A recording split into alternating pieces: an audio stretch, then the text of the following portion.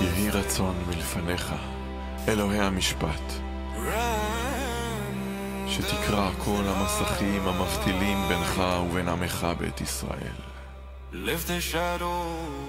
תפילה זו שנמצאת ממש בלב של תפילת היום בראש השנה מזכירה לנו שמסכים במקור אלו חוצצים, מפרידים.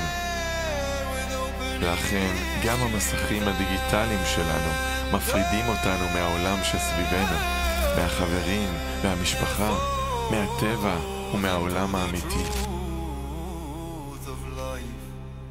במישור הפיזי והמנטלי הבסיסי, המסכים תופסים חלק ניכר מתשומת הלב שלנו, אך מעבר לכך, גם רוחנית, אנו נחשפים לתכנים שמרחיקים אותנו מהמציאות שלנו, מקטבים ומפלגים בינינו ובין האנשים בחיינו, ומשחיתים את נפשנו. הגיע הזמן לשוב אל הפשטות, אל האדמה, אל מגע אנושי חי, שהרגע הזה יהפוך להתחלה שבה נשוב לראות, לשמוע ולחוות את העולם בלי חוצצים, שהלב יתחבר והנפש תחדש את דרכה אל האמת, אל החיבור, אל החיים עצמם.